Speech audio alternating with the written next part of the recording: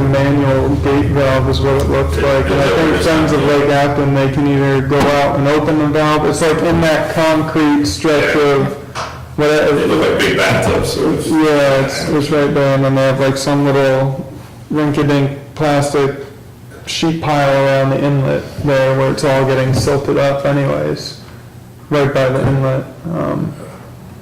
That would be good information to have. But I can get the Well, name of but it. that's when you and I were looking at it, remember, and you called Michelle Yeah, Scher. She's the one that said, oh, they've got it closed now. yeah, they had it closed for some reason or another. So- And Yeah, they were getting ready to like flush the duckweed out of the lake or something. Right. I don't even remember. So she really. would know also. Yeah, Now, the other thing you need to know is that in 2008, I think it was, DEP did a whole study of both the dams and determined that neither dam served a functional purpose anymore. yeah. And so they don't need to, they could be removed. And that's part of the reason why this group, I think, was formed, because they were nervous that DEP says they don't serve any function, those two dams. People believe, and I kind of agree, if those two dams weren't there, maybe no water would get to Lake Acton, Based on because at least the dams, Yeah. it creates a pool, and then you can divert it off to the lake. So I think that was part of the reason why they wanted to take over that lower dam, because the belief was that way they had some control over the flow into Lake Acton by controlling that lower dam. Now, right now, there are issues with the upper dam, and the developer is on the hook and submitting to DEP all kinds of plans to repair the upper dam. So you need to know that it's going to dramatically affect your studies, because there's a high probability that they're going to be up there in the upper dam doing repairs. And they don't have it approved yet from the DEP, because they have to go to they have to have a water study done, they have to have all this work done to be able to do anything to the dam. But it would be good for you guys to understand it, because particularly if there's any duplication, maybe their study includes Right. full of stuff they gotta do. Yeah. I don't know. What type of repairs, can you give more information, or? I don't know. You don't I'm know? trying to find that out from Lennar right now. Okay. It's deteriorating because it's leaking, it's leaking around the sides of it and through the dam, it's leaking. Now, we as Yardley Walk are challenging why do you even need the upper dam? Because it's going to be a maintenance issue forever and ever. So we are exploring removal of the upper dam, just not having an upper dam. How do you mean exploring it, just inquiring? Well, because DEP already made a ruling, and it's in the Yeah. paperwork downstairs, it says in 2008 they serve no purpose. Yeah, Okay? So if they serve no purpose, then why spend hundreds of thousands, it's literally hundreds of thousands of dollars, by the way, it's very high. So they have to do all these inspections, and then everything has to be brought up, everything has to be fully in compliance with the original development plans before they get their money back. They have $600,000 of escrow that they want back, and they can't get that until they have everything right. So And they're trying the to- dam is part of that whole thing. They're responsible for making those repairs before, We're going down that, so far they're Okay. doing it. okay. and you So- said you expect them to be doing something within the next Good question. year? Because that's kind of like I think someone was talking about construction going on, maybe it was Mike Ruddle, talking about construction going on in the watershed. And we were like, we understand that's a possibility, but on the same token, we didn't want to just like wait around for 3 years when maybe nothing ends up happening, when we could get like baseline data and start, getting some foundation together. And since we've got, had an offer for the grant, we've actually found out a lot more information too, because we tried to reach out to a lot of people, like we met with Friends of Lake Acton and LMT, EAC, but even since then, like we got a lot more information from LMT, and now word got out, and, I really appreciate you bringing all this information in, because it's just kind of trying to get it all together, which is really hard. Because there's the report they pulled out of LMT's back room was from like 1997 and 1974 paper copy only that only one guy knew about. And it's like, well, how is anyone supposed to know about this? You know, everyone in the room was like, I had no idea. Yeah. So, Well, to answer the timing thing, the way the development works, development's all sold out, everybody's moved in, okay? So what happens in there is the borough has this escrow money, I think it's 600,000. So the developer wants their money. But what they have to do is they have this big punch list of what they have to do. They have a nice top coat on the road, if there's any cracks in the sidewalks. You know, they have to there's fencing, a lot of fencing has to go along the creek. So there's a bunch of things that are on the official plans that the developer has not completed yet, that they have to complete. And I know the developer wants their money, so they are waiting, as soon as spring, I would imagine in late March or April, they're gonna go to the borough engineer and say, here's everything, we've done everything for the plans. We put up the fences, and then the borough engineer does a walk with them and determines this punch list, basically, here's what else you have to do before you get your 600K. So, and then we obviously, as the homeowners association, want to be party to that, because we have our own list of what we think they need to fix. So that will happen in the, my guess, March, April, May timeframe. They were hoping, they being Lennar, they were hoping they were going to be able to have the upper dam repaired by then.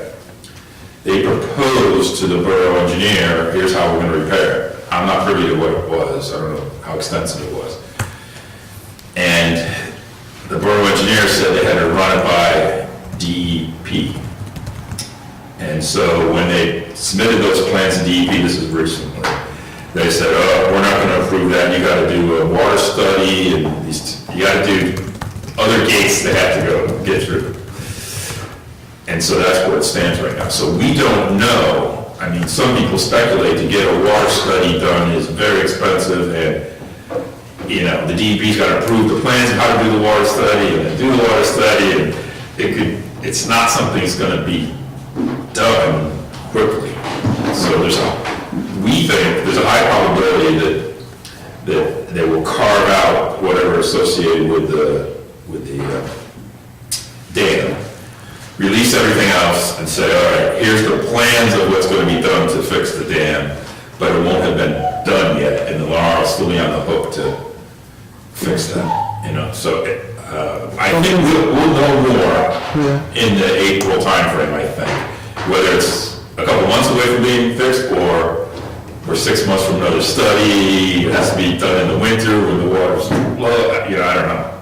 Have you looked into what it would take to remove the dam? And that's what we're doing concurrently. Yeah. Here's where Lennar is, I think. so I can ask Caroline, she's like testing a live stream right now. I'm sure no one's watching it, but then it just occurred to me, like, is anything that you're sharing with us something that you wouldn't want to share? I can ask her when she comes right back, because I don't want you to stress about it, and I realize. Nobody would have access to a link. I don't know. She's probably down there checking it out on her phone to see if it works.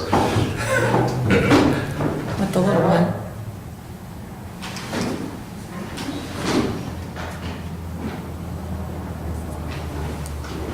I don't know if I should just. Yeah, I'd rather not have speculation about what the developer was doing for me on there.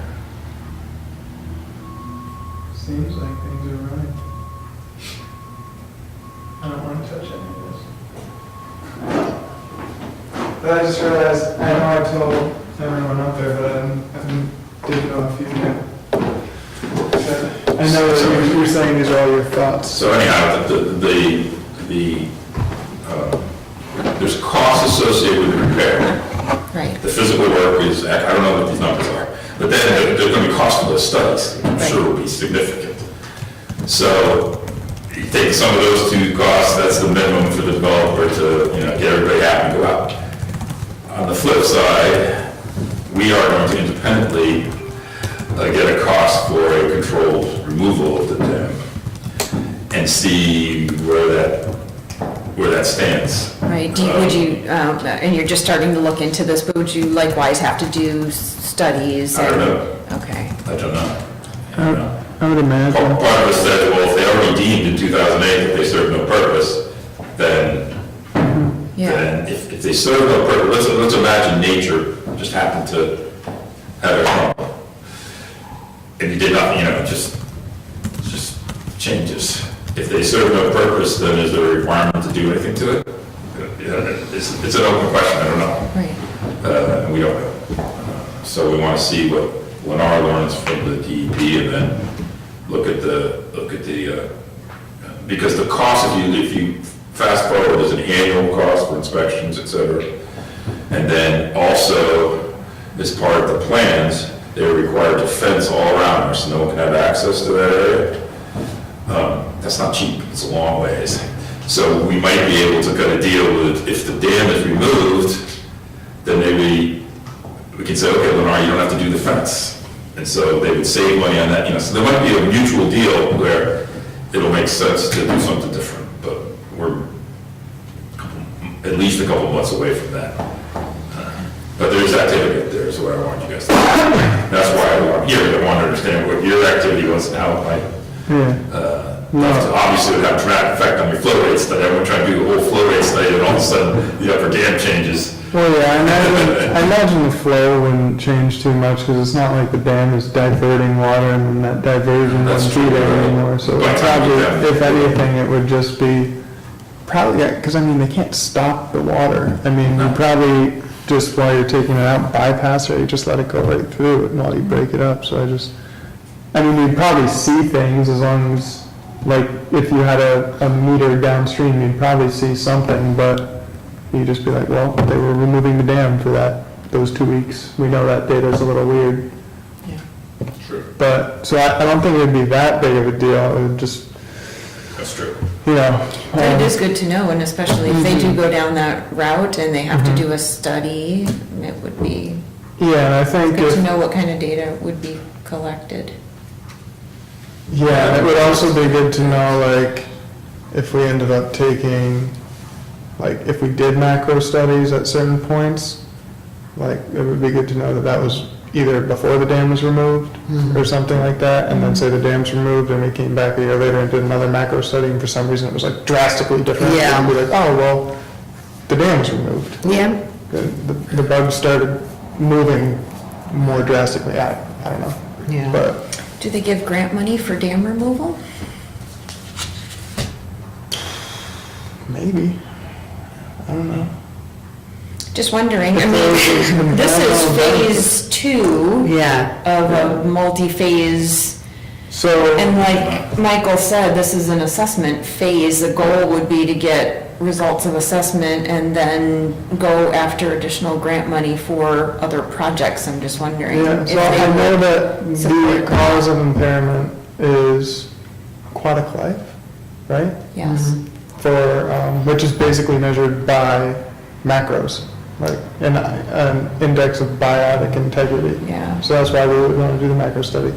But that's caused by it's a nutrient. flow variation and habitat modification, and habitat modification could be something like a dam. So if one of the ways to get the watershed unlisted from Pennsylvania's 303D list of impaired streams would be to eliminate habitat modifications, maybe removal of a dam to restore the natural flow regime would be something that could be a proposed project for phase 3, and then we would be able to incorporate, I mean, the goal is, once we know what we could do, we have our baseline study so we can measure success, then we go and apply for more grants to do those projects, and then we also monitor how it is responding based on the data we collect now, so. I mean, in the future too, like, depending on what happens with your investigations, maybe it comes back like, oh, no one's gonna wanna take that dam out because it's so expensive. Well, maybe in the future, like, it's something we can help with. I just, that's like, yeah. in the future. And also we will have, again, like you said, we'll have to find like a justification for the environment, like. I think it's probably there. Oh, Caroline, is anyone watching this? No. Okay. Yeah, okay. I realized, I hadn't told Don, and he was like talking about all We're this. just testing, so I'm gonna take it down, but nobody subscribes, we haven't shared the channel yet, so nobody Okay. subscribes to it. Yeah, just it was like sharing like opinions and thoughts on the NAR, the developer for the housing authority, and I just didn't want it to like, Okay. so, you're not gonna be held to these opinions at a later date. But the other thing you should know too, and if you look through the records, there must have been studies done. The thing that I found very strange is back in 2013, 14, behind the upper dam, there were also these big, they're like big swimming pools. Imagine these big swimming pools, okay? They're actually lagoons, where the flow would come in and then would be diverted into where our houses are now, years and years ago. Well, they went and applied to change the wetlands up there significantly. Who did, you and I? Well, it was Orleans at the time. Oh, yeah, okay. But I don't know who instigated. I don't think they instigated, because I don't think they had a reason to want to go screw around with it. But I've seen all the plans that were approved by DEP, and they went in there and they filled in significant, I mean, probably 50 feet by 600 feet. They filled it in, they went in and removed these, what I would call these big swimming pool things, and then, that's basically all they did. But they dramatically changed, they were in the wetland, dramatically changed the wetlands behind the upper dam. And I'm of the personal opinion is the reason the dam is deteriorating now is because that changed the flow coming into the upper dam, changed the dynamics of the way